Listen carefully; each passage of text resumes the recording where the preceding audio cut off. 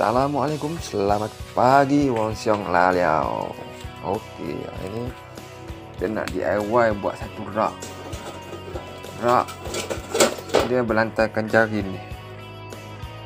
Rak dia tak besar, dia rak dekat sini je, untuk kat sini. Rak ni kita nak letak sini je. Tempat kita letak barang nanti sini. Lepas tu kita nak buat satu besi L lah. Dua besi L penahan. Lepas tu kita paku di sini. Okey. Ayah nak buat dia punya ke L tu, apa-apa pun layankan je. Ayah malas cakap banyak, kena marah. Okey, zas.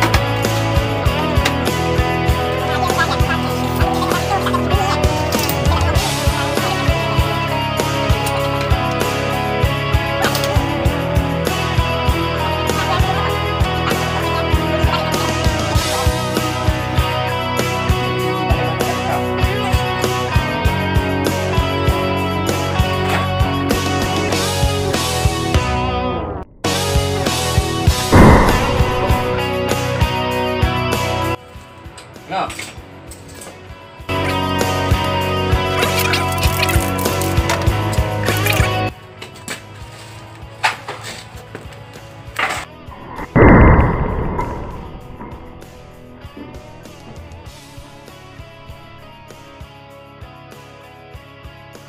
Alright. Tu, yang ni kita cabut lah.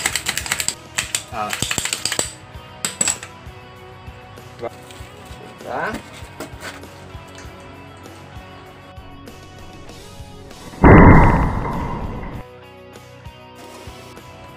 Kuat tak bunyi dah? Kerja kita memang jadi mudah. Tapi keselamatan penting. Ini mesti memang ada. Nak pula tempat penjuru macam tu kan? Dia punya gema tu datang balik kat kita. bahaya. Okay, satu lagi ni kita zoom in pasang peluru dia. Masukkan. Ada ni kayak juga abang ni bukannya berapa berani sangat dengan benda letup ni. Mati sini. Tengok semua dalam nak cepat tak? Okey ya.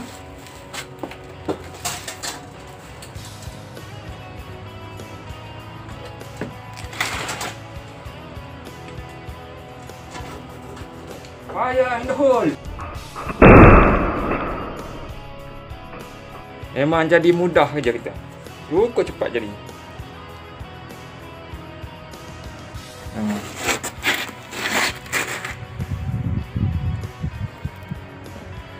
Dia ada yang sekali, ada skru yang sekali nut. Kita dah tembok, kita boleh masuk skru. Dia ada nut. Tengok. Kita tak payah buruh ini pun dah okey dah. Buruh ni penyendang ni kan. Pasal saya pun bukan nak letak barang berat-berat. Ni pun dah okey dah.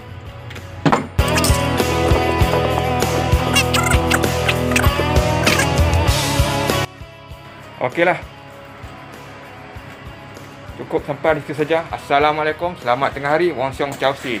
Bye bye.